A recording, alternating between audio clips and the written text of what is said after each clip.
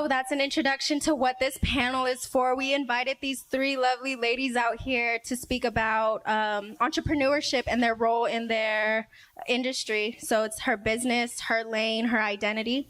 And I'd like to pass the mic around and just ask you really quick, what is your creative career? How long you've been doing it? And what do you want to embody as an artist? Yeah. So hi everyone, my name is Jaja, and I come from the Czech Republic, which is in Europe. I moved to America when I was 18. I moved by myself. My whole family is still back in Czech Republic, and I've been dancing for 17 years. And my creative career is I'm a choreographer and a performer. I'm a judge for a lot of competitions as well. I teach around the whole world. I've been traveling 40 plus countries right now. I choreograph on TV shows. I do commercials and movies.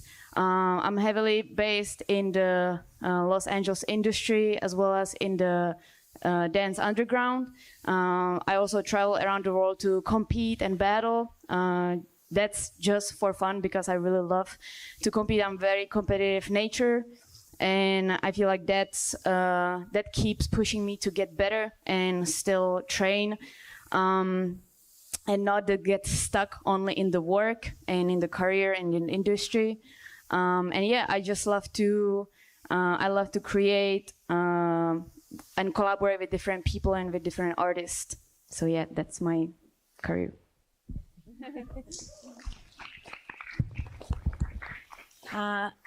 Hey everybody, I'm Rascal Randi. I grew up in Santa Rosa, just nearby here, and then I moved to Colorado for college, and then I moved to LA after that. I'm also a dancer. I kind of juggle as well the LA industry. The LA industry and the underground world. I teach at Movement Lifestyle in LA. I also teach at Cal Arts, which is a university in Los Angeles.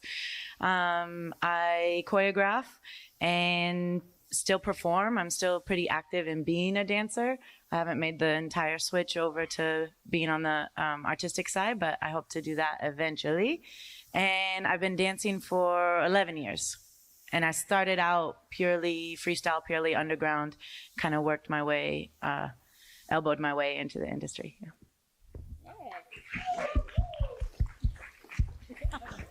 Hello, my name is Faye. Hi friends. I'm the founder of Bliss Dance Company, Bliss Recreational Program, Bliss Urban Art Center, and I have an online boutique called Hip Hop Hippie. I also produce events. I founded Words poetry, music, and dance event back in 2011. I also choreograph for musical theater productions. I also write plays and direct them, choreograph. I've been doing poetry since 99. I'm 37. And what else? Oh, I do comedy low-key. I think I'm funny. I still dance with my students occasionally at shows, but it's mostly about them. I have 8 competition teams, along with 7 recreational classes in my program. I think that's pretty much everything. All right. Nice. So when creating the lineup for the panelists, we chose you guys for where you're at right now. But the question is, what decisions did you make early on in your career that brought you here? What was a defining moment for you? Whoever wants to go first. Okay. The defining decision was, and I fully support school. But I dropped out of high school. I actually dropped out 4 months before I was about to graduate. And it was because when I was living in the Czech Republic, one really known choreographer, his name is Filip Švíb, he visited my country twice that summer. And he saw me showcasing my work and also battling and also teaching classes. And he invited me to work with him in America and join his crew, IME. And we went on the TV show America's Best Dance Crew at the time that was on MTV. And as a Czech citizen, it is really, really, really hard to move to America and to live in America, because it's not only very expensive, but you need to have some type of credits to even get the work visas and get the green card later. So that's why I decided to drop out of high school at a time, which my dad was really mad at me for that. But I actually didn't tell him until I bought the flight tickets to America and just told him like, hey, I haven't been going to school and I'm moving to America. And he just couldn't do anything about it at that point anymore. So yeah, I actually got my American GED later in the States, just to make my dad happy. And so I think just taking the risk in your life is sometimes really important. I know sometimes it is a harder decision sometimes because you are unsure, you are going into the unknown. But I feel like my whole life I've been really taking risks in my career, and so far it's been working out pretty well. Yeah. Nice. Defining moment is kind of like a hard thing because we have this idea of like what making it will look like or feel like. And I think there's just a series of steps, and all of a sudden someday you stop and look and you're like, wow, if I had looked at where I am right now 10 years ago, this would feel like making it. But right now where I am now, I see like 10 more steps that I want to go before I feel like I've made it. So I don't know that there was like one defining moment where I was like, aha, everything is solved and perfect. But I think for me, I wasn't finding a path in LA that fit me exactly. So a big moment for me was deciding to kind of create my own path. Being strictly a B girl didn't really fit what I wanted for myself and for my movement. So I went to a friend's garage. I got like 5 friends together and I started creating a floor work class rather than a breaking class. And ML was gracious enough to open their doors to me once I kind of had an idea of what that looked like. And from there, I just kind of kept going with the movement that felt true to me after learning the foundation, after knowing the rules, after putting in my work in that way. And the more that I followed that, the more positive feedback I started getting from people about what I was doing, even though maybe it didn't technically fall under something directly. And so I think, deciding to follow something that hadn't necessarily, not that it hasn't been done, and it's being done in a lot of other places, but maybe doesn't have like as clear a name as some other things, or doesn't fit as neatly into a box. A lot of the dance world, especially in the industry, likes to have things fit neatly into a box, and kind of deciding to like throw that box out the window and do me was really like a pivotal point for me in my career, I think. Yeah. First of all, these ladies are in the industry, and I'm honored to be up here with them because I'm all community. So which is my defining moment for me. It was deciding like what I wanted to do with it when I was young. I'm Middle Eastern, and so like my parents were never supportive. They're from Palestine, and so I'm first generation here, and so I didn't have that support at all. So the thing for me was go hard, or you'll get made fun of for not making it, right? So if this is what you're gonna do, you better go balls to the wall, excuse my French, because if I don't succeed, then I'll look like a failure. And my motivation actually came from that, not from support. So that was huge for me, and I think that's what made my hunger and my drive so intense to, want to pursue everything. I put myself through 9 years of college on my own, and through dance, actually, like my dance checks is what paid for college. And then the day that I was able to quit my day job and open my studio was like, that was it for me. I was like, this is it. I'm doing this. I'm not just 7 years with a dance company. Now I'm in a building, and now this year I'm trying to actually get into a new building. So it's like, it's never ending. So I think the fire that sparked me was the fact that I didn't have support.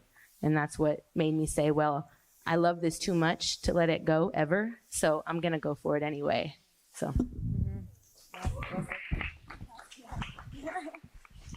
Cool.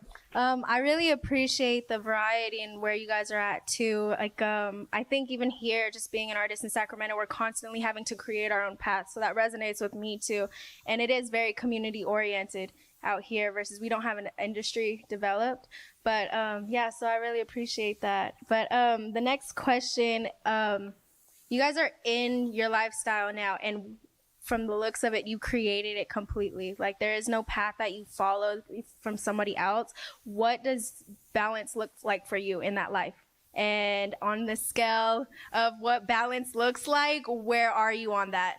You could be on from 0 being I don't have it together to 10 being I have my shit together. Where are you at? Be honest.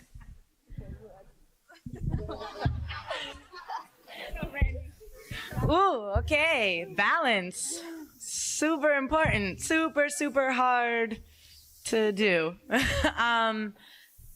Yeah, I don't have my shit together. I'll be very honest. I'm just learning, I think, how to be a dancer and how to be a human. And I used to, yes, snaps. I used to, I don't know. I poured everything into dance because that's where I was at and that's what I needed. And it's similar. I didn't have support. When I made that life switch, I was already kind of old and my parents already thought I was on a certain track. And so I went, like she said, balls to the wall. And now I'm kind of realizing that I've really fed the Rascal side and I've kind of neglected the Randi side. And so I'm working now to find that balance of being present enough, putting enough work into my art and into my craft, but being human enough that I'm also gaining inspiration to feed back into that artistry. And I'm also gaining, recharging moments to fill back up to then pour out again. I started pouring out and I had nothing left to pour out. And then I was useless in a sense. To my community, to the industry, to the art, to all of those things. So balance is huge, and I wish I had more of a way to tell you how to do it, but I'm currently in the middle of figuring that out myself, to be honest. So I'm probably like a 2. Thanks for keeping it real. All right. Balance, though. It's been a journey for me. So like I said, I'm 37, and honestly, I don't feel like I found that balance until about 3 years ago. All through my 20s, I was in college, building a business. I missed out on friend parties, family stuff, and I feel like in my early 30s, I was in a relationship that was unhealthy, so I got out of that. And right after that, there was like a big 180 for me where I finally took the time to meditate and take care of myself. I went vegan and all these things that I started doing for myself to heal myself, because I realized I was pouring so much into my studio and my students, which I still do and always will, but I was depleting myself too much to the point where it was like I had nothing else to give. So I started to put myself first finally, in the sense where I always made time for me, no matter what, whether it's laying on a foam roller and stretching out and listening to a podcast, going to a motivational speaker seminar, whatever the case may be. But I started doing that about 3 years ago. Now I'm at a place where I'm really self-aware. I'm really conscious of myself. And now I'm able to give back more to my students, and I'm already seeing it. Like, I see what I'm pouring in. I see it shining through them. So that's been huge.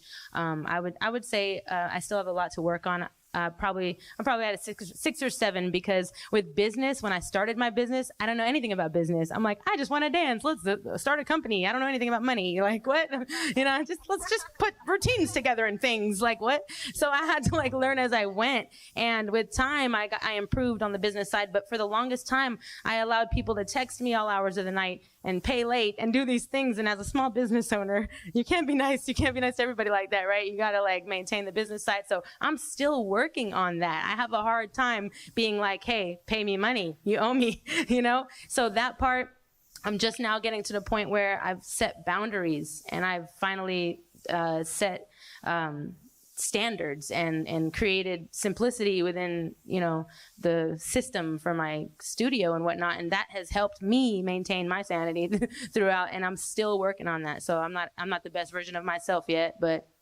it's coming, boo.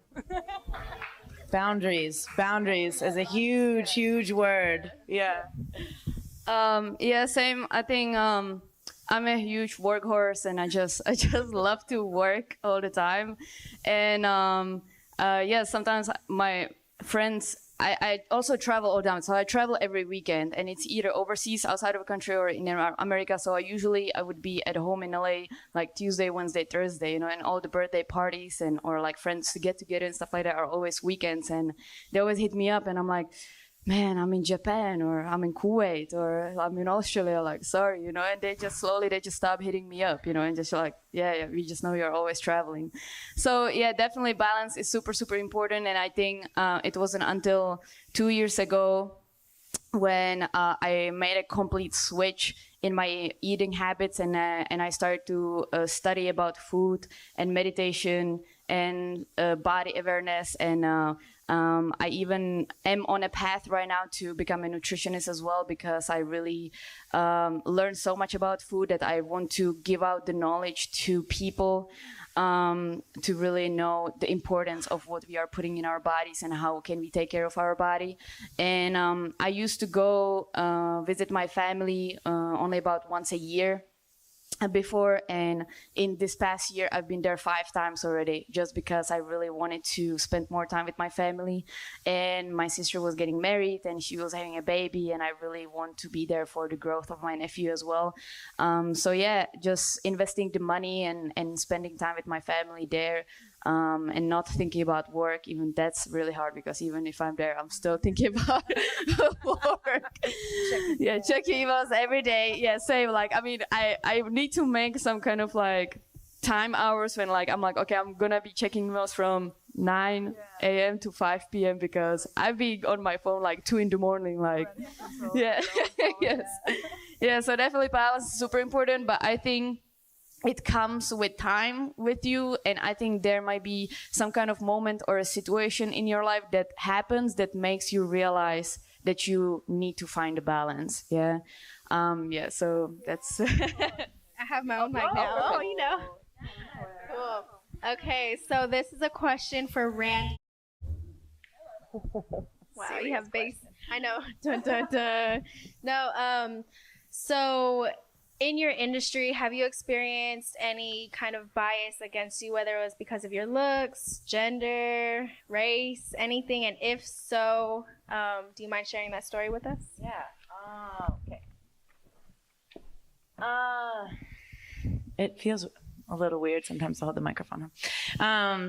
So the industry is very based on looks, gender, race, sexuality, all these things. Yeah, it oftentimes can come before talent. Yeah. I've experienced, specifically with my sexuality, I've experienced male choreographers that don't care to pay much attention to me or work with me because of my preference, because I'm currently dating a girl. Yeah, I even will walk into a room with all of my friends and they'll acknowledge all of them except for me. I know that there's been times with looks where I was once told I really wanted to hire you, but they wanted pretty model girls. Cool. So and then in less obvious ways, you feel it all the time. Yeah. You get stood in line for an audition and they'll go through and they do what they call typecasting, where they'll literally, you won't even have danced yet, and they'll walk through and they'll say yes or no. And then part of that is realizing that it's not just about like who's pretty and who's not, or who's fat or skinny, or who's tall or short. It's also that we're willingly participating when we're in the industry in something that's a package deal. Yeah, it's something that they want when people to watch it, they want it to look a certain way. Yeah, and so if I don't fit that look, I don't fit that look, and I had to kind of readjust and stop taking it personally and stop assuming that if I didn't get something, it was because I was ugly, or it was because I wasn't shaped the right way, or it was because of this or that. If I'm going to participate in the industry, part of that is acknowledging that there is a look and all this that comes with it. Now, when it comes to community, that's a little bit different. And that, I feel like, a lot of times still plays a part. My gender still really plays a part in the community and in the opportunities that I get or the support that I get. My looks still play a part. You know, I can tell when, no offense to the men out there, but I can tell when somebody's, you know, all about a female freestyler because she's pretty, or because she dresses a certain way, or because I dress a little more masculine, I move a little more masculine, and sometimes I can feel the difference, but sometimes I can't. You know, it's kind of reminiscent of the world we live in, you know? And I also know race plays a big part in all of that, you know?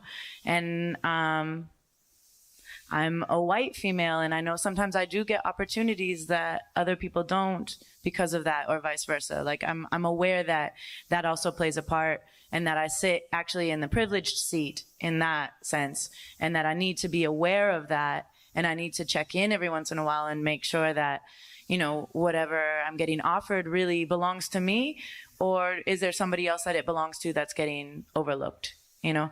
So I think we oftentimes take that question and we think, how is it used against me? Instead of also, how is it used for me, and how can I also combat that? And I think that's a really important thing to consider when we're considering all these factors as well. Yeah, that's a lot. Did you have something else to share? Did you have something to share? Yeah. Okay, nice. Okay, so this next question's for Faye. You don't have the responsibilities of having to like look the part necessarily because of like for auditions or anything, but you do carry the responsibility of leading the next generation. What is something that you want to instill in the kids you work with or anybody you come in contact with? Like, what is something that you carry in what you do? That's a good question. There's a lot. I love working with students. I'm constantly preaching discipline and respect in my dance classes, and being more about the art and less about the competition. But like, we have this peace sign on our wall in our studio that has all these, you know, famous mottos and stuff about showing love and unity and all these things. Like, the most important thing for me is just be a good human being. You know, I always tell them, like, at the end of the day, you guys don't even have to like each other on this team, but if you know how to respect each other and work together, you're going to get by in the real world, you know?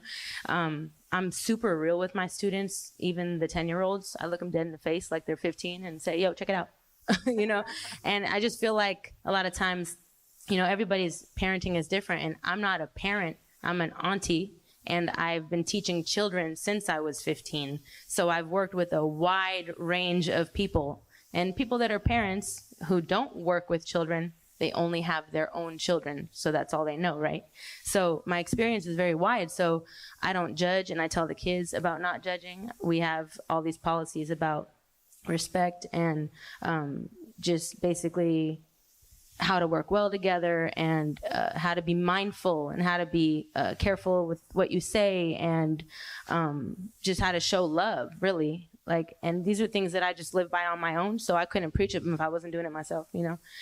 It's important that I practice what I preach, so everything that I teach them, I know I have to follow through, you know? Like, this important to me. Like, yeah, I curse a lot, and sometimes I curse around my students, and it's just like, but at the end of the day, they know, like, I'm a good person. The parents know, like, they don't let their kids just come to the studio with somebody they don't trust. Like, we've had sleepovers, we have outings and all these things, and the parents genuinely trust me because they know where my heart is. They know I care about their children. They know that I'm going to look out for them and make sure that they grow up to be good people, not just good dancers. So I think that's probably the most important thing to me. Yeah.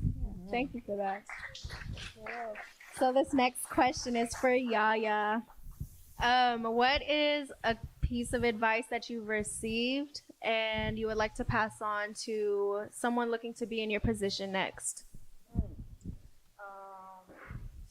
I think this piece of advice, there's a couple, but this piece of advice really stuck with me and really worked with me throughout the years, was when I was competing on the on So You Can Dance, and Chris Scott was our choreographer for one of the pieces.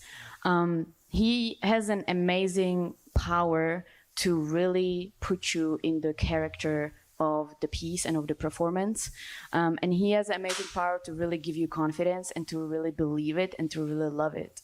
And no matter if you don't like the song, you don't like the steps, you don't like the choreography, you don't like what's happening in the situation, he really makes you believe in it and really makes you love it no matter what. So I think one of the biggest pieces of advice that he gave me on the show is no matter who you work with, no matter what kind of routine you get, no matter what kind of partner you will get, just love it. Just tell yourself that you love it and you will love it, and it's going to show on your performance and it's going to show on the choreography and just in your confidence as well. And that's one of the reasons why I was able to go through a competition that is heavily technically trained dancers base, and I'm not technically trained at all. And I was able to go through these styles because I really put myself in the character. I really acted it out. I was even searching online my characters and watching different kind of movies, and I was practicing the acting because I didn't have the technical skills and I wasn't able to pull off a what is it called? Split? Yeah. Yeah, I don't have the splits, okay. And yes, okay. And that's the reason why I didn't make the show the first year, because I just didn't have the splits, you know. So I was literally researching the characters and the acting, and I was watching movies and I was practicing acting in my room to be able to pull off the performance. So definitely that's one of the best advices that I got from Christopher Scott, to just love no matter what you do, if you have no other choice, and it will show. Oh, thanks. I have my own. You can keep it. Cool. Okay, so this is open for everybody now. So we have her power, and we have an event like this. I kind of want to ask, what do you feel is the importance of coming together for women, highlighting that, and adding on to that, what can we do now? Like, we have this space now. We're all here in the same room. What do we do next? Whether that's in your industry, as a community, as women, whatever that is, what do we do next? What do we do next? Yeah, we're here. Keep it going. Yeah. Really keep it going. Really highlight women as much as we can, because it's a really male-driven industry in a lot of ways, I think. Mm-hmm. You know, because usually boys have some little special thing about them that make them stand out, and the girls have to be extra good just to, you know. So I feel like this event is really setting the bar high, and it's the first one. So we really just got to keep it going, in my opinion. That's really all. We got to just keep building bonds with each other and keep the movement rocking. Yeah. First of all, this is a really beautiful event. So thank you to everyone that put this together. It's really really special. I think to not see each other as competition, which is really hard because we're pitted against each other often. I don't know how many battles I've entered where like you end up going against the only other girl in the top 16, and you're like, but we could have cleaned up like half these dudes over here, and now we're knocking one of each other out. And even, I mean, just the way the world works, we're compared all the time. So it's a little bit built into our psyche to be jealous of each other, to try to one up each other, to compete for the man, the job, the whatever, because we think there's only room for one. So to really genuinely try to lift each other and support each other, I think is hugely important. And to continue to shine light on women, even when it's not an all women's event, and to be aware of how often it's an all-male judging panel or an all-male speaking panel or all-male teaching. I throw an event called the Dance Fight, and I am adamant. I throw it with my partner Pete, and we are both adamant that every time there's at least one female on the judging panel. And it's not a female event. It's not, and we don't make a point to say that. We just do it until it becomes natural. Yeah. So I think those are two ways that we can kind of continue this momentum that we're building. Yeah. I really feel it for this year. Yeah. Thank you. Yeah, I also think just don't give up. You know, I'm also in very male dominated styles in dance, and a lot of times I would be the only girl in the crew, or the only girl in the on the job, or the only girl teaching on the camp, and yeah, just don't give up. Yeah, so I just want to share too. So tomorrow we have our 2v2 all women battle, and I'm so hyped for that because I remember maybe 4 years ago there was a top 16, and there was only 4 girls in that top 16. The first round it was 4 girls, a 4-corner battle, and I'm like, so only one of us is taking this, you know, one of us is moving on. So to see tomorrow, you know, have us all just battle and really compete and exchange will be tight. We have time for one more question. If anybody in the audience has something. Domino in the back, what's up?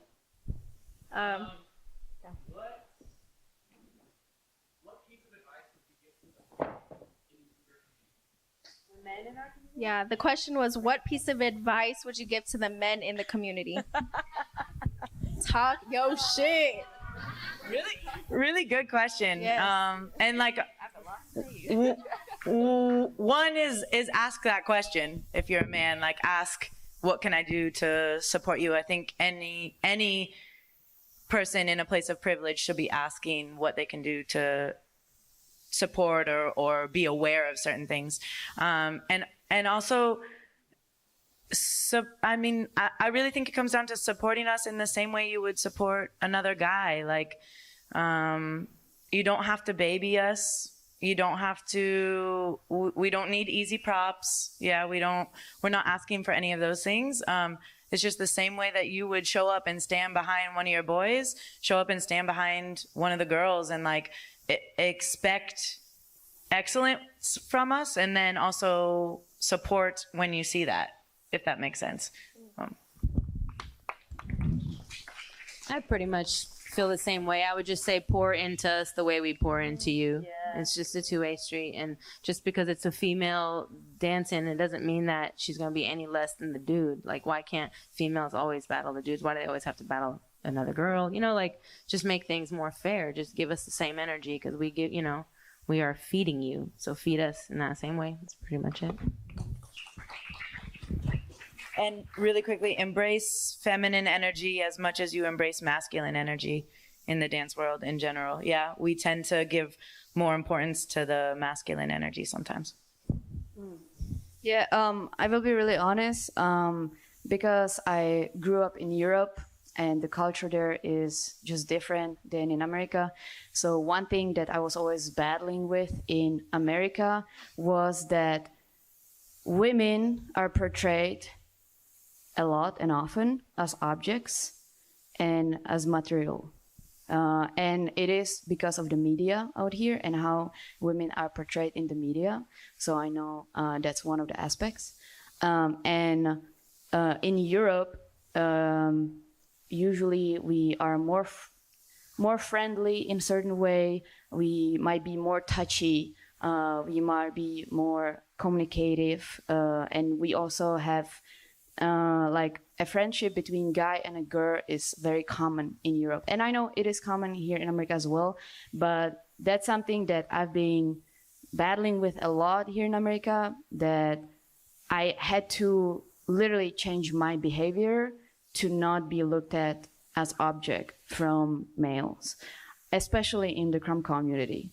And I had to change the way I hug people, the way I communicate with guys, the way I look at the guys, because they would be just thinking crazy right away. Yeah, I will be really honest. Yeah. And yeah, I mean, you guys don't even know. Yes. Yeah, I will be honest. Yeah. So, yeah, I'm sure. Yeah. So, yeah, that's one thing that really I wish would improve here. For the males, just look at female as human, not as objects. Yeah. Cool. Thank you.